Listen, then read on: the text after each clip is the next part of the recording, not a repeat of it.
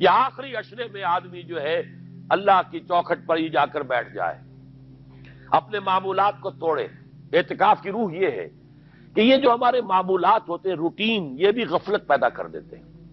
ایک عادت بن گئی، صبح اٹھتے یہ کرنا، پھر یہ کرنا، پھر دفتر جانا، پھر آنا، پھر یہ، اس کے اندر پھر وہ آدمی کوئی جاگتا ہی نہیں، ہوش میں آتا ہی نہیں۔ وہ گویا کہ ایک مدہوش سا ہے اور ایک وہ اپنا سائیکل چل رہا ہے خود بخود۔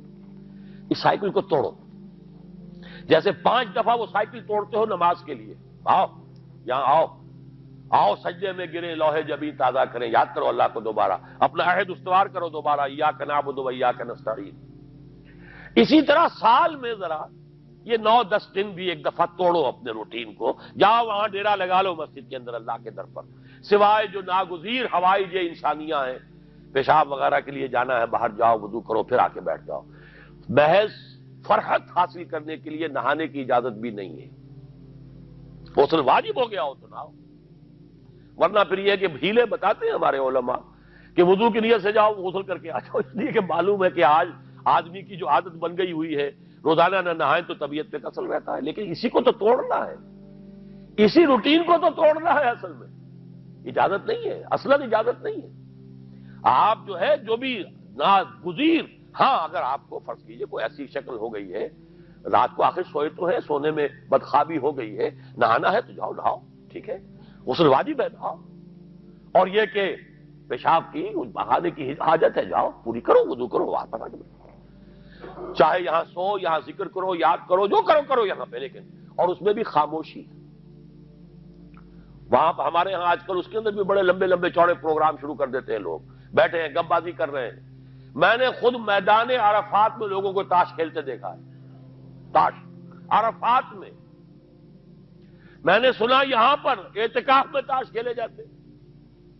آپ بالکل نوجوان چھوکرے، فضیلت سنی اعتکاف کی، ویسے بھی گھر سے بھاگنے کو وہ جی چاہتا ہی ہے، کچھ دنوں کے لیے نکلے اس گھر سے، مسجد میں آ کے بیٹھ گئے، وہاں پہ گپے بھی ہو رہی ہے، لطیفہ بازی بھی ہو رہی ہے، تاش بھی کھیلے جاتے، یہ اعتکاف ہو رہا ہے۔ یہ اتنی ہلکی شے نہیں ہے اعتکاف، یہ تو اس عبادت کا، رمضان میں جو روح بیدار ہوتی ہے یہ اس کا کلائمیکس ہے، بہت بڑی عبادت ہے، لیکن اس میں لو اللہ کے ساتھ لگی رہے، لوگوں سے نہیں، تنہائی، غور و فکر، یا قرآن پڑھو، ذکر کرو، نوافل پڑھو، یا سوچو کچھ، جیسے حدیث میں آتا ہے وَأَن يَكُونَ نُطْقِي ذِكْرًا وَنَظَرِي عِبْرَةً وَسَمْتِي فِكْرًا، میرا دیکھنا ہو تو عبرت کا دیکھنا ہو کہ ہر شے سے میں سبق حاصل کروں، اور میں بات کروں تو اللہ کے ذکر پر مبنی ہو میری بات، اور میں خاموش رہوں وسمتی فکرا، غور و فکر، تفکر و اعتبار، جو حضور جا کر غار حرا میں کیا کرتے تھے وہ اعتکاف تھا حضور کا، مکی دور کا اعتکاف، تنہا بیٹھنا۔ اور یہ روایت مجھے بعد میں معلوم ہوا کہ یہ بنو ہاشم میں یہ روایت تھی، حضور کے دادا بھی جا کر وہاں پر غار حرا میں بیٹھا کرتے تھے، یہ ان کی ایک خاندانی روایت چلی آ رہی تھی، یہ جگہ تھی، اور وہ جگہ ایسی ہے عجیب سی، اب تو خیر بڑی بڑی عمارتیں حائل ہو گئی ہیں، ورنہ میں نے جب پہلا حج کیا تھا سن 62 میں، تو میں نے اس وقت جا کر دیکھا تھا واقعتاً سیدھا کعبہ نظر آتا ہے وہاں سے، اور کچھ درمیان میں نہیں، جیسے اس کو سلٹ لیمپ کہتے ہیں، وہ غار ہے ہی ایسی کہ سامنے ایک دراڑ سی بس کھلی ہوئی ہے، یہ اس کے اندر سے وہاں بیٹھ جائیے سیدھی نگاہ خانے کعبہ پڑ جاتی تھی، تو کعبے کا مراقبہ بھی کیا جا سکتا تھا وہاں بیٹھ کر، دیکھنا کعبے کو دیکھنا عبادت ہے، اور پھر اس یکسوئی کے ساتھ کوئی نہیں، کعبے میں ہے تو نہ معلوم کیا کچھ اور ہو رہا ہے، لیکن یہ کہ وہاں تو آپ بیٹھے ہوئے، وہ اعتکاف، یہی اعتکاف حضرت موسیٰ نے کیا تھا 40 دن کا، تب تورات ملی تھی، یہی 40 دن کا روزہ کیا رکھا تھا، یہ اگرچہ قرآن میں مذکور نہیں ہے، حضرت موسیٰ کا تو قرآن میں مذکور ہے، حضرت عیسیٰ کا انجیل میں مذکور ہے، 40 روز کا روزہ اور اعتکاف پہاڑوں میں کیا جاتا، تب انجیل ملی، یہی اعتکاف تھا جو حضور کر رہے تھے غار حرا میں، تب قرآن، اقرا بسم ربک الذی خلق، خلق الانسان من علق، یہ تو اس کا ایک عکس، اس کی ایک جھلک ہونی چاہیے۔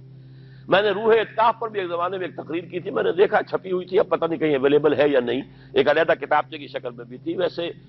عظمت سیام و قیام رمضان مبارک پر بھی میرا کتابچہ ہے، عظمت صوم، جس میں کہ پھر میں نے یہ انسان کے 2 وجود اس کے بارے میں بھی خاصی وضاحت کے ساتھ گفتگو کی ہے، وہ بھی میرا کتاب چاہے شاید باہر اس پہ ہوں گے۔ تو فرمایا جب تم اعتکاف میں ہو تو ان کے ساتھ مباشرت نہیں کر سکتے۔ تلک حدود اللہ ہے، یہ اللہ کی حدود ہیں، فلا تقربوہا، ان کے قریب مت جانا۔ قرآن مجید میں حدود اللہ کے لیے یا تو آتا ہے فلا تعتدوہا، یہ اعتداء کہتے ہیں کسی حد کو کراس کر جانا، تجاوز کرنا، اور جہاں زیادہ احتیاط کی بات ہے وہاں فلا تقربوہا، آخری حد کے قریب تک نہ چلے جانا، مبادا کہیں غلطی سے قدم جو ہے ادھر پڑ جائے۔ جیسے حضور نے حدیث کے اندر بیان فرمایا الا لکل ملک حمل، ہر بادشاہ کی ایک محفوظ چراگاہ ہوا کرتی تھی، اسی کے جانور اس میں چریں گے، کوئی رعیت میں سے کسی کی بھیڑ بکری، کسی کا کوئی جو ہے گھوڑا وہاں نہیں آ سکتا۔ اب اگر کسی کا گھوڑا یا کسی کی بھیڑ بکری چلی گئی، وہ مجرم ہو گیا، پکڑا جائے گا، گردن ماری جائے گی۔ تو حضور نے فرمایا کہ اللہ کی بھی ایک محفوظ چراگاہ ہے، اللہ کی حما کیا ہے؟ محارمہ، جو چیزیں اس نے تم پر حرام کر دی، ان کے قریب نہ جانا۔ تو دیکھو اگر کوئی چرواہا اپنی بھیڑوں بکریوں کو بالکل آخری حد تک لے جائے گا، اس بادشاہ کی جو وہ حد ہے، تو اندیشہ ہے کہ بھیڑیں بکریاں کہیں ایک چھلانگ لگائے اور بادشاہ کی چراگاہ میں داخل ہو جائے، لہذا ذرا فاصلے پر رہا کرو۔ یہ ہے آخری حد تک نہ جاؤ بلکہ کچھ فاصلے پر رہو۔ فلا تقربوہا، یہ اللہ کی حدود ہے تو ان کے قریب مت پھٹکو۔ کذالک یبین اللہ لکم آیاتہ للناس لعلہم یتقون، اسی طرح اللہ تعالی اپنی آیات لوگوں کے لیے واضح کر رہا ہے تاکہ وہ بچیں، تقوی کی روش اختیار کریں، حدود الہی کا احترام کریں، اس میں کہیں تجاوز تو دور رہا، اس کے قریب بھی نہ آئے۔